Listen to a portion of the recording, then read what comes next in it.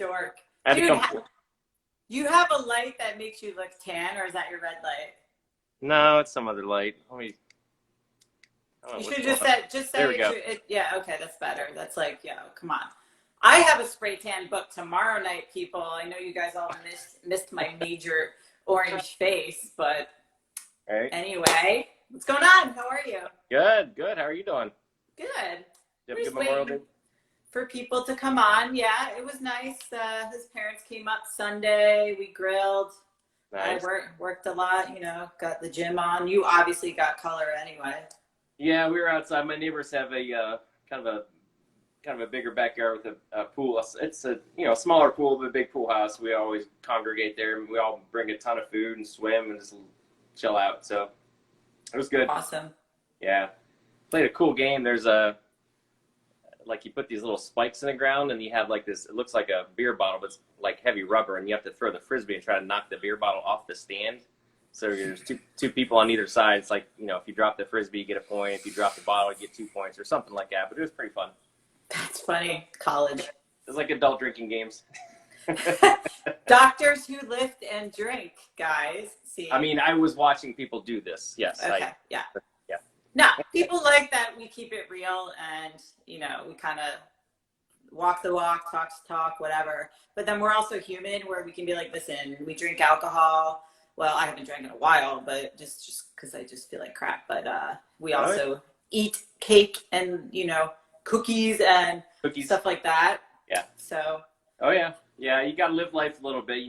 Stick to it most of the time. But it's okay to have some fun. Everybody, I think I post about bourbon quite a bit. I love my bourbon, so I try not to do it too much. Yeah, that's a man thing. That is so a man thing. I can't get into bourbon. I'm like, I'll drink Tito's on the rocks. I bring my Neo or my water enhancer and make lemonade with squirting, lemon juice in it, and it's like healthy lemonade. I mean, there you go. I drink to get drunk. There's no other reason to socially enjoy. Yeah, you're on a mission, on a mission only, right? Exactly. All right, we got a bunch of people. Hi, Matt. You said hi earlier and waved, and I never waved, but hi again. Hi, everybody. So, welcome back to Testosterone Tuesday. Part two, that's right. Yeah, hosted by yours truly, Ali G, with Dr. Eric, the fitness physician, as that rolls off the tongue so very well. Yeah. So last week we covered kind of some of the basics of are you a candidate for TRT and what would make somebody a candidate for TRT. You guys can find that on our Instagram TV in case you missed that. This week we're going to go over some of the myths and misconceptions and fears that people have surrounding that. I have a bunch of questions that people submitted through Instagram, as well as all the ones that we kind of know exist, like the cancer and the heart attack and all that stuff. But I will start off with saying I have not started my testosterone cream yet. However, it will be arriving, I was told, in 2 days. So, Dan, from your office. So I said, when are the steroids coming? I'm going to get aggressive. No, I'm kidding. I'm very transparent with this, and I'm going to document my whole journey for you guys because, as you know, I am a fitness professional. This is what I do for a living. So I eat a very good diet. I lift very heavy. Even during, this whole thing, I've got access to weight. And I do everything that I feel I can to stay hormonally balanced. And even I end up with very low testosterone. Don't know why. So for women, like the range was 8 to 48, and mine was 12. And then the free is 0.7 to like 7, and your girl was 1.5. So, we got to get that up. So luckily I don't have libido issues. You guys know me, I'm a major perf, but we're going to basically help, with muscle retention and gaining muscle and some fatigue and some other issues. So you guys will see that whole journey. So I am not afraid of it. However, we know that there are definitely concerns, especially with a lot of my clients who want to dabble in it or are afraid to, or basically have heard just everything under the sun. So, are you ready to start? Let's go. All right. So, some of the basic things we'll start with is some people wanted to ask, does taking testosterone replacement cause mood swings? And if so, why? Yeah, that's a good question. A lot of people ask that, especially the history of testosterone. A lot of the kind of the old myths were like, oh my gosh, I'm going to get like super mean and aggressive, and a lot of that, Roid rage. yeah, raging. That kind of a lot of that stems from the old days back in the unfortunately the 60s or more the 70s and 80s when testosterone and steroids were huge, and these guys, and mostly from the bodybuilding culture where they were doing massive doses of this. So yeah, they could get a little aggressive, and they were kind of had that Spartacus mentality anyway. So it just kind of made more of that. Now, actually, so busting that myth is that a lot of guys and women have the flip side. There tends to be an association with more depressed mood, apathy, social anxiety, things of this, phobias, with lower or unoptimized hormones. So once you fix that, they have less anxiety. Now, people may become more confident in themselves, they feel better, therefore they may become a little bit more outgoing and kind of bust out of their shell, but that's not the same thing as aggressiveness. There's a difference between motivation and assertiveness and aggression or hostility, very different things. So that's kind of, sometimes that line gets blurred, but so that's kind of a big myth. Now, that being said, there are some people who just for whatever reason don't do well in testosterone. They can get more anxious. That'll probably be a whole other podcast. That's where we're getting into the certs, the serotonin reuptake inhibitors, magnesium deficiencies, genetic SNPs, or there's some genetic variances which lead them to be poor metabolizers of those neurotransmitters like dopamine and serotonin, and some things like that. But that's a conversation for another day. But for those people out there, those are more of the exceptions than the rules, but it does happen. Or I will say, sorry. Oh no, I was just gonna say, or the people that are just mismanaged. They go to these T clinics, they just run a therium, testosterone, and an anastrozole, and then they don't optimize everything else. Like I've talked about before, it's a symphony. There's many different things to it, and you want to make sure you're working with someone who knows what the hell they're doing. I have a lot of patients come to me, they've been mismanaged, and I have to replete certain missing micronutrients or certain hormones like DHEA or pregnenolone, some of these upstream precursors to testosterone. That can lead into that. So again, that's a more deep thing we'll get into later. But overall, busting that myth. But there are some exceptions, and we can talk about that later.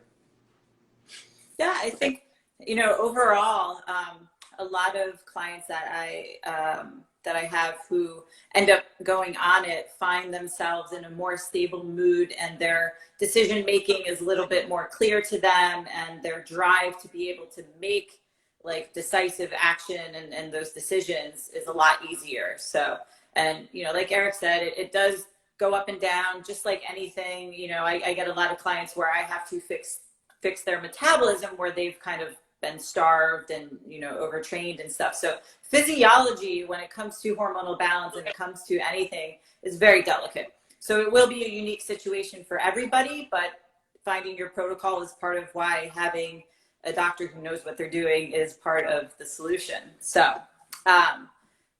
piggybacking onto mood swings, so acne, specifically on the back, that tends to either scare people or it happens when guys first go on testosterone, and it may show up in the face as well. Can you describe what some of those solutions and causes could be?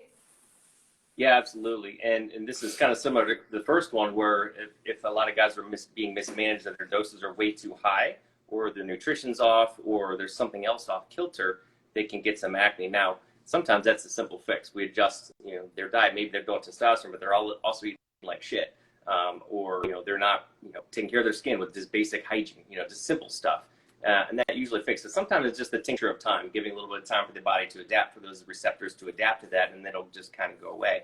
Now, there are some guys who are just more acne prone, and again, it could be a dermatologic, a skin condition, some issues with their pores, etc. Usually, sometimes it could be a simple dose adjustment, a temporary dose adjustment on the testosterone, and that'll take care of it. Other times, it might just be a simple a skin treatment protocol. So some guys, you could put them on topical antimicrobials or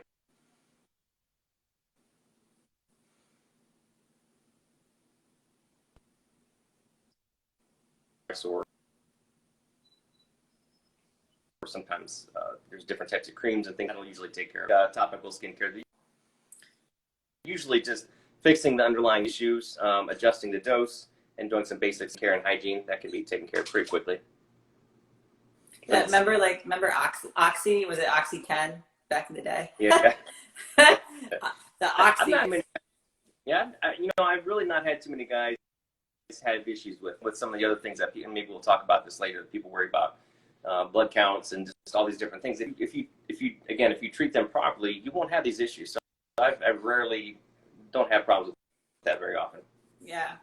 Well, we live in a society where more is better. So if, 200 milligrams caffeine works, then 600 is going to work better. Same with testosterone. Guys will increase their dose if they don't feel a certain effect within a week or two.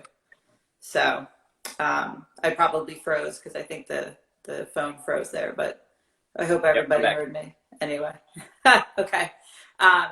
So let's get into the dirty stuff, which by dirty, I mean the big ones that scare people. So when I have conversations with a lot of my executive men, the number one thing they say, well, my doctor told me that it causes cancer, or there's no sense in looking at my testosterone levels over a certain age because there's nothing I can do about it because any type of hormone replacement will cause cancer, specifically prostate cancer, which is one of the bigger ones. So let's tackle that. Why is that a myth, and where did that come from?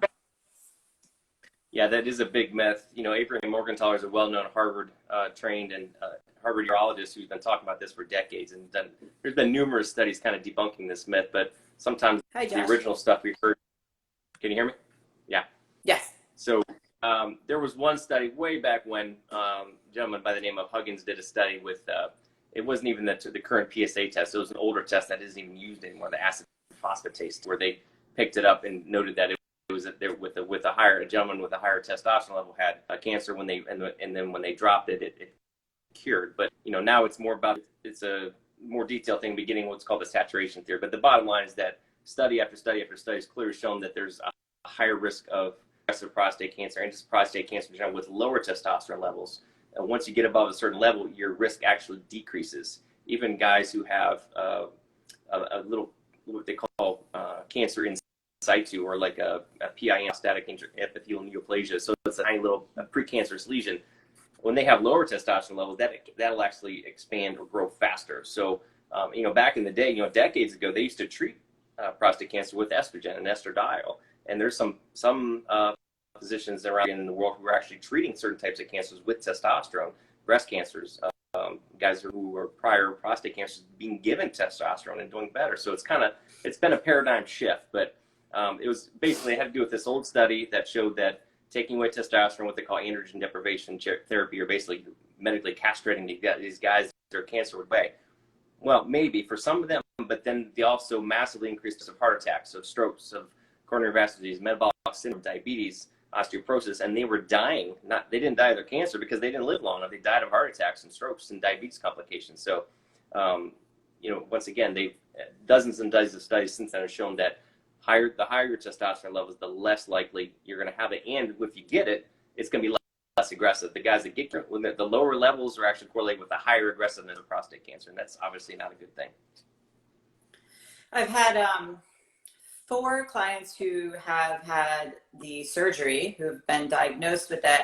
And then a couple of friends whose fathers have had that. And, they all are like, oh, I'm going through the androgen deprivation therapy and the drugs and everything. And then they're just absolutely miserable. So if you have a family member or a friend who happens to end up diagnosed with this, what's the direction that you send them, knowing the information that we know, and that they may not even have to go through that whole castration process, because they're going to trust the surgeon, they're going to trust the oncologist that they're dealing with. So what can they do to kind of raise awareness or maybe get a second opinion? Yeah, I apologize. I have a bad connection now. Sorry about that. I missed some of what you said. So that's okay. Opinion about what, if they have a diagnosis of cancer, or? Yeah, so if somebody has prostate cancer, and I've dealt with this with some clients and friends where they're going through the androgen deprivation therapy, so they're completely being castrated. And I kind of, tongue in cheek, like, all right, I understand what's going on. But if somebody has prostate cancer, where can they go to get a second opinion, or to go seek out someone who actually understands the evolved research behind maybe not castrating somebody? Yeah, that's a tough one. I mean, obviously, the guys that are being more aggressive, and certainly Abraham Morgenthaler or Neil Rouzier, I mean, they've got they've done some of these things and they've got some support from, but most your standard urologist or family practice doctor or doc, like, you know, hormone specialists like myself, they're just practicing in isolation is a little more risky because they're going to come under backlash from the kind of the old medical guard that's just not used to that. So, you know, you might want to reach out to any of us who are associated with organizations like World Lake Medical or the Andrology Society.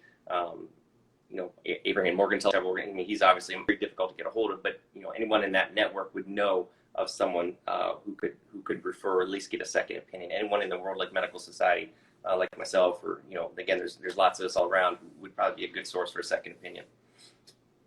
Yeah, because I know even when, you know, when I mentioned how they're treating certain levels of prostate cancer with super physiological levels of test, you get looked at like you have 12 heads.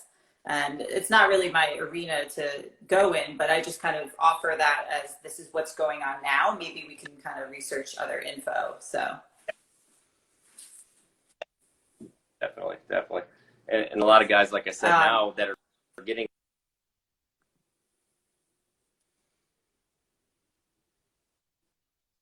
it's again kind of a cutting edge type stuff. But again, this was done decades ago, and it'll help men. They won't do anything with the cancer, but if anything, the resolution of the cancer, because the estrogen will actually, at high doses, will kill the prostate cells, but it'll also improve everything else, like we associate that with giving estrogen to women, lowers the risk of heart attacks, of cardiovascular disease, improves their blood vessel function, improves their bone strength, don't get osteoporosis, fall breaking head, and makes them feel a hell of a lot better so they're not miserable. These guys that are on androgen deprivation therapy, they just want to die. They look and feel absolutely terrible. Yeah. So this can actually help them. So it's a good segue because we could spend so much time on this, and we'll go further into why men need good levels of estrogen. So you had mentioned that when they were doing a lot of these trials, that a lot of guys were dying because all of a sudden they had such low T levels, low estrogen levels. So heart attacks. That's one of the big, you know, scares, is that testosterone causes heart attacks. And I know one of the studies that it was linked to was with androgel, where their test levels weren't even brought up maybe past 300. Clearly, we don't hear about androgel much anymore, and they didn't really monitor estrogen levels. So can we kind of go into, you know, where that came from and why that still is a thing? Obviously, we know a lot of it has to do with some of the estrogen suppression that the bodybuilding world has, but where exactly did this fear come from? Yeah, I think that was part of it. These guys that were doing super massive doses and then taking an anastrol and dropping their estrogen to zero. The estrogen is very cardioprotective, or protective of heart function. So by raising one and massively dropping the other, your body completely off kilter. And that's where a lot of these things happen.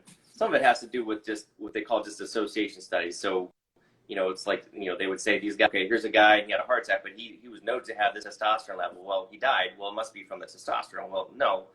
Classic example saying, okay, I go to a scene of a fire and there's a fire truck. Okay, well, that must mean the fire truck caused the fire, right? No, it was associated because it was there. It was just an innocent bystander. So what they found out is later, again, hundreds of studies have been done since then in the last several decades showing that more optimized levels of testosterone actually have improved blood vessel function, improved what they call cardiac contractility, how well your heart can squeeze the blood out. Your blood vessels actually relax and allow better blood flow. They've even done studies on guys and men who have heart attacks or congestive heart failure where their heart's not pumping, and they have improved outcomes with higher testosterone. It's also been shown to improve or reduce the risk of atherosclerosis, or clotting, or arterial plaque, or plaquing in the arteries. And that's been shown with carotid ultrasounds. They look at that and they see that actually is improved with more optimal levels of estradiol and testosterone. So I think that's where the myth kind of started. But again, now that they've actually studied it and then actually done a trial where they're on testosterone and raise their testosterone and raise their estradiol, now they can see what's the cause and effect. Now they see by raising these things, all these things drop. In other words, their survival rates improve, their risk of heart attack or stroke goes down, their blood pressure goes down, their lipids, their blood lipids improve. All these things actually improve when you treat it. So I think that's kind of where the myth started. And of course, you know, like we talked about earlier, you know, some of these, you read about all these bodybuilders and things who have died at a relatively young age. A lot of them were just being mismanaged and dropping their estrogen, doing way too big of stuff, plus all kinds of other stuff going too. So again, if you look at the head-to-head studies of what does what, if you put someone on a treatment, what happens? Well, again, you you optimize those hormones, and they actually have less risk of all these heart conditions. So bottom line, busted. It doesn't do it. It doesn't, testosterone doesn't cause heart attacks or strokes or all these things. It actually will improve, if anything, will improve things. It's amazing. You know, we find this in diet culture too, where people just believe anything. You know, they're like, oh yeah, Yes. you know, I read that, it's bad. Okay, cool. Like, I could read a lot of things depending on the source, but you know, what is the source and who did you read this from and why are you believing them? And these are very highly intelligent individuals that deal with billions of dollars every day. And it's like, you know, Netflix documentaries, that's where everyone's truths are coming from lately. It just drives me crazy. But I feel like we've made some great strides lately in the past at least 3 years of just pushing forward the education for men to realize that this is completely safe. If anything, don't be afraid of going to see a medical professional such as Eric, and then understanding more why testosterone could be a great solution for you. But if you're going to drink alcohol and be worried about this stuff, like, alcohol is way more of a toxic poison than testosterone. Testosterone you need. And it actually can solve so many things. I sound like I'm like selling it. So if you guys sign up for about $100,000 a month, I can prescribe. No, I'm kidding. I actually do get asked a lot, like if I could prescribe, and then I get people from like Europe or wherever. They're like, oh, click on this site. I will sell you all the androgens, and that's the spam that I get. I don't get so much like the dick pics and stuff, but anyway, that's my little rant. So next week we will kind of be going over how you guys can work with the both of us and how that would benefit you from working with, you know, two people who are completely psycho but really cool, but actually who can put together the dream program. So where you have a doctor and a fitness professional who are both on the same page, who understand physiology, who understand actual physical fitness, who both understand nutrition, who both understand supplementation, and how that can just force somebody to go into a path of success where everything is monitored and optimized and there's a clear path of communication. It's done some wonders for, you know, some of our mutual clients so far. And as I said, I keep you guys, you know, updated on my TRT cream when that arrives, which I have to apply scrotally, right? Twice a day on my scrotum. Cool. Right on the little boys, yep. And of course the phone froze. Of course the phone froze as I did that, which means it's time to get off, Allie. So anyway, there's no questions this time. Everybody just, I think, kind of want to listen to, or, you know, what they basically hear all the time about these myths and misconceptions. So thank you again for taking the time tonight. And now Ethan asks a question. Do you know of a relationship of TRT and the increase in tinea blooms? Ethan, I have no idea what that autocorrect means. Please speak English. If they're talking about tinea as a type of ring, if they're talking about ringworm or a fungal infection, I have not seen that. Yeah, no, those like are the foreign countries. Yeah. So yeah, tune in next week, as I'll echo Allie's comments that, like what she mentioned, that there's a lot of information out there. So we'll cut through the crap and tell you what works and what doesn't work. And there's, you know, we cut through all that information overload and tell you the just, you know, what the reality is. So tune in next week and fire off any other. Well, there's a lot more myths out there too. I'm happy to bust those for you. So if you have any questions, fire them off. Yeah, Ethan, we'll message you separately. But otherwise, thank you guys, and we'll see you next week. Hey guys.